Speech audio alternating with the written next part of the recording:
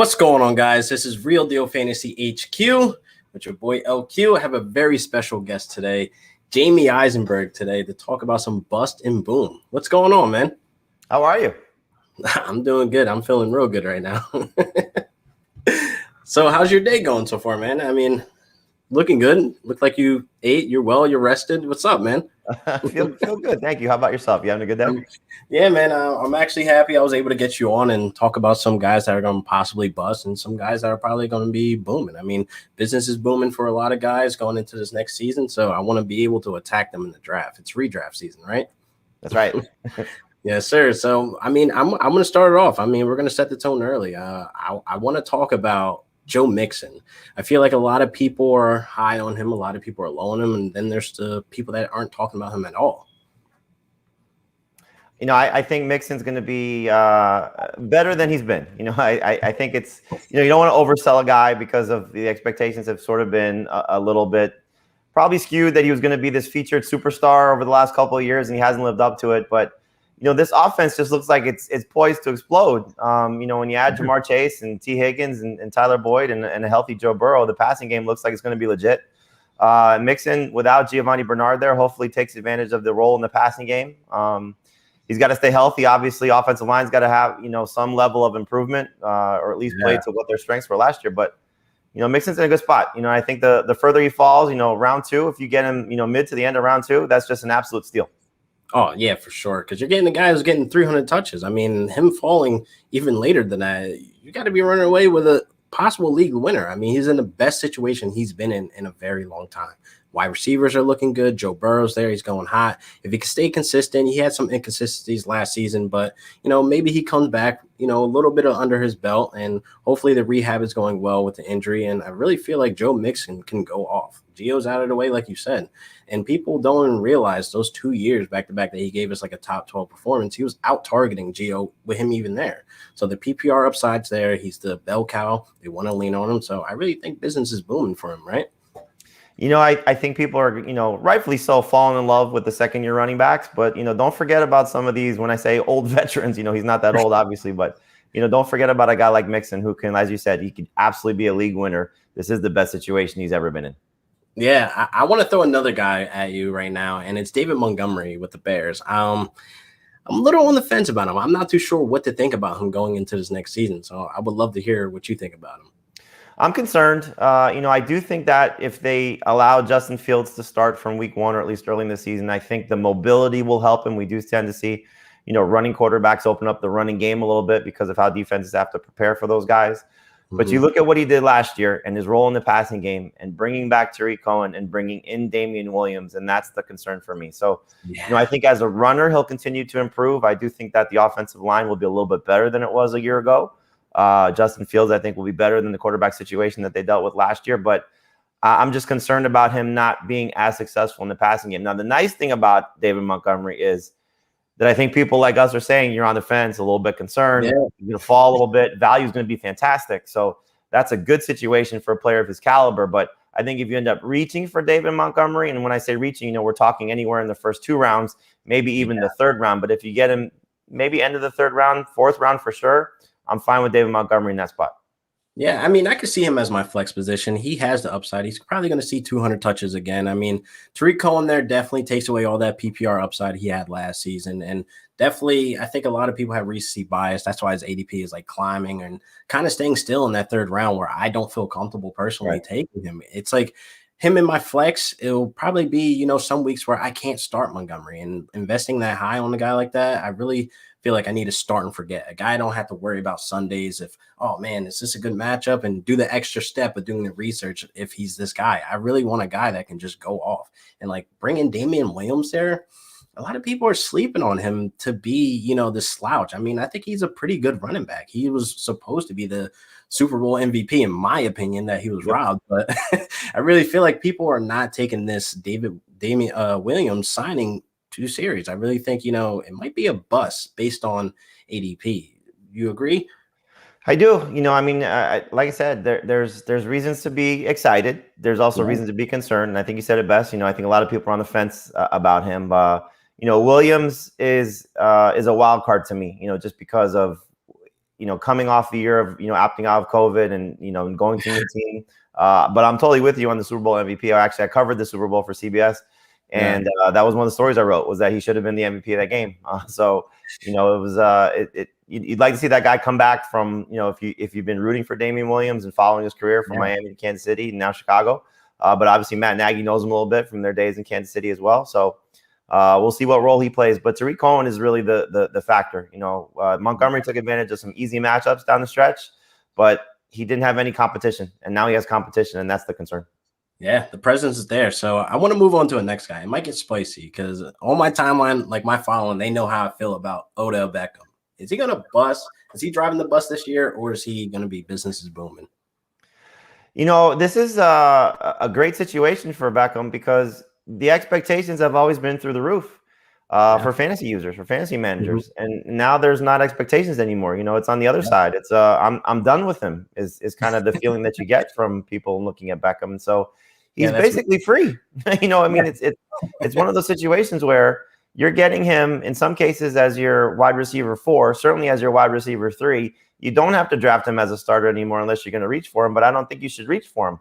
The problem is obviously, can he stay healthy, and will the Browns throw enough? But Baker showed me a little something last year, and the narrative about Baker being better without Odell Beckham is so stupid because you don't want to take away somebody's best asset and say you're going to get better. He may have performed better, but I think you'd like to have Odell Beckham on his side. He would like to have Odell Beckham on his side. So I don't know if he's going to ever get back to the level that he was with the Giants, which is just unrealistic, knowing what he did and those heights. But there's so much to love about how cheap he is on draft day that it's worth taking a flyer on Odell Beckham for sure. Oh, for sure. I'm all about expectations. And I was bashing Odell Beckham, probably a couple months ago or whatever, but it's all about expectations. His price right now, I'm actually thinking about it. It's not that bad. Like wide receiver 3, 4-ish, and he's on an offense that's going to be able to move the ball because of that running game, et cetera. So I definitely feel like people shouldn't have those expectations of, once upon a time, we're talking about Odell Beckham with DeAndre Hopkins, Julio Jones, AB when he was with the Steelers. But we just kind of had to accept that he comes with a package of injury and he comes with a package of, basically drama. That's basically what it is. You're going to be having a headache if he's going to be good this week or that week. But I definitely think he's a very good value this year. So next guy I want to jump to real quick, the transition. I want to talk about James Robinson. How do you feel about James Robinson this next season under, Urban Meyer and then the addition of ETN? So if you're in the James Robinson camp, you love Urban Meyer saying that they're going to use Travis Etienne as a wide receiver and let him play outside and go do all those things that wide receivers do, because who are they going to turn to? Carlos Hyde? I don't think so. Maybe Tim Tebow? You never know, but it's probably going to be James Robinson in that role. And so another guy that you'll get for free because everybody's going to be moving on from him if Travis Etienne is the running back. Now, the other side of it obviously is if Travis Etienne is the running back, James Robinson's going to lose touches. Carlos Hyde's got a history with Urban Meyer, and so maybe he takes away a few touches. But Robinson was just an absolute star last year, and it's frustrating to see him. At first when they just brought in Carlos Hyde, I was like, okay, if this is what they do as the answer to some depth situations and maybe bring another veteran, hello, James Robinson's going to be a star. But obviously, spending a first-round pick on Travis Etienne is not the best situation for Robinson's fantasy outlook. So again, expectations, value, that comes into play. It's not a bad idea to take a flyer on Robinson as your, fourth running back, third running back, depending on how your team is built. He's not going to be as good as he was last year, but if Etienne is more wide receiver, more Curtis Samuel, Percy Harvin, Urban Meyer's guys from, yesteryear, then that's going to really help James Robinson's outlook this season. Oh, for sure, man. I'm really excited about the PPR upside for ETN, but James Robinson was one of the guys, even when they signed Carlos Hyde, like you said, I was one of those guys on Twitter saying, oh, I'm not worried. It's Carlos Hyde. You know what I mean? Like James Robinson just put up 1,400 total yards last season. So I think he's good. He's going to be a star. But then the Travis Etienne, nobody saw that coming. I mean, I was surprised. I was just like, why? Why'd you do that? Yep. You just destroyed everything. But I feel like James Robinson right now, once we get closer to July and August, his ADP should settle. And like you said, he could be a flyer, RB3, RB4. Yeah, I'll take it because he has a touchdown upside as well. I don't see Etienne being like the goal line back or, maybe the red zone guy. But hopefully, James Robinson to be serviceable to these fantasy owners week to week, because I definitely don't want to go selling him right now in my dynasty league. I really want to keep him. I really like what he did for me. He was a waiver wire hero. Absolutely. Yeah. We got kind of lucky last season because one of my colleagues, Pete Prisco, who's covered the NFL for 30 plus years, he's really tied into the Jaguars organization. And even before they moved Leonard Fournette, he was saying, look at James Robinson, keep an eye on James Robinson. They really like him. The organization really likes him. So, for us, we were pushing him a little bit before the Fournette release even. And then once Fournette was gone, it was a nice situation for us. And just seeing the way that he performed, it's just so frustrating. Like you said, nobody saw the Travis Etienne move coming. And then when they made the move and hearing what Urban Meyer said, it was like, why couldn't they have gotten Kadarius Toney? And then that would have been very good for James Robinson. But we'll just have to see how it all plays out. I agree with you. Don't sell him, unless somebody's going to overpay. And obviously nobody's overpaying at this point. But I think you still get a pretty good running back. You may not get a star like you got last year, but you still get a pretty good guy. Yeah, man. I feel like, Urban Meyer's giving me Chip Kelly vibes. I don't want to put too much into that, but he's giving me a little Chip Kelly vibe, one too much. But we shall see how it plays out. And hopefully it's for the positive. So my next guy, I got Jameis Winston. I'm really curious of what you think about Jameis Winston going to this next season. I'm excited if he gets the job. It was frustrating last year when, Drew Brees went down and they didn't turn to Jameis, for the full-time gig. Taysom Hill was fantastic for fantasy managers. I don't know if he takes the Saints to the level that they can get to. Maybe if Jameis is right, LASIK surgery and, a year of being humbled, sitting on the bench and not getting a chance to play very much after a 5,000-yard season. So, we'll see how this all shakes out. The problem is that even if Jameis is the starter, Taysom Hill is going to play because they did it with a Hall of Famer in Drew Brees. They'll do it with a guy in Jameis Winston as well. But, Jameis, as we've seen, if he gets the chance to be a full-time starter, can be a legit fantasy option. The 5,000 yards with Bruce Arians in his last year in Tampa Bay, played with great wide receivers, put up great numbers. I think he could do it again in New Orleans. So I would love to see him win the job, but I think it's just going to be frustrating because of Taysom Hill and the experiment that unfortunately turned into a good situation for Sean Payton, him proving the doubters wrong that Taysom Hill can't play quarterback. So that's going to be a problem even if Jameis is the starter on day one. We'll just see how that plays out over the course of the season.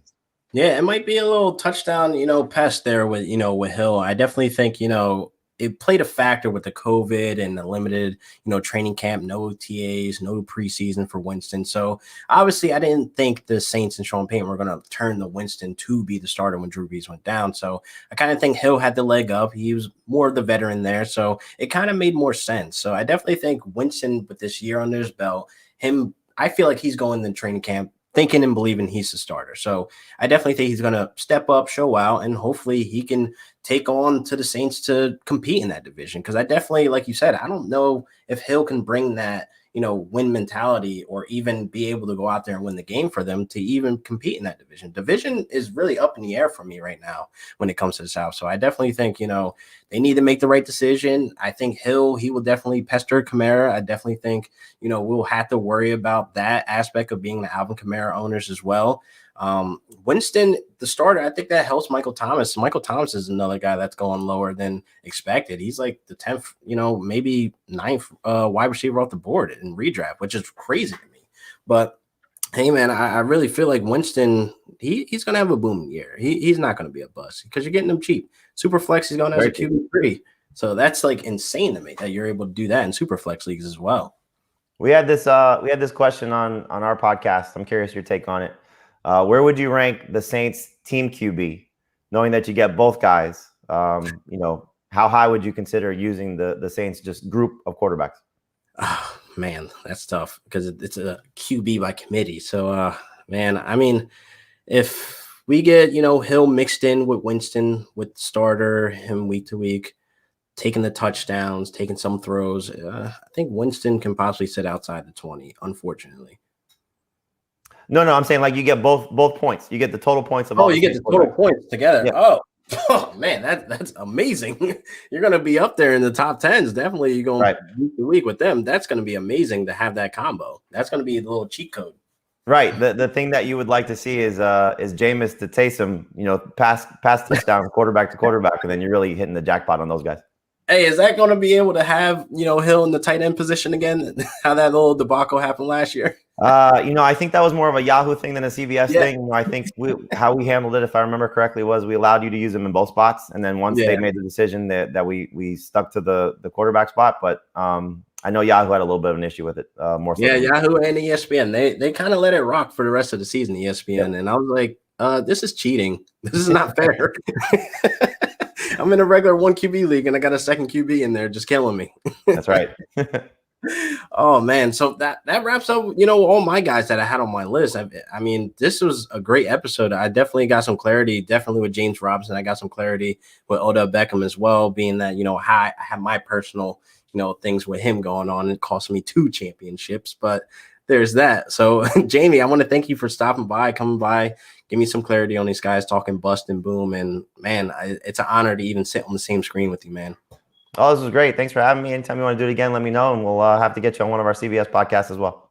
Man, I'll be looking forward to that, definitely, man. And Big Heath, man, I got to shout out Heath Cummins, man. That's my guy. He's a great dude. We love you. All right, man. I'll see you guys. Thank you guys for watching the episode, Fantasy Talk. I'll see you guys next week for a great episode of Real Deal Fantasy HQ with your boy LQ. Peace.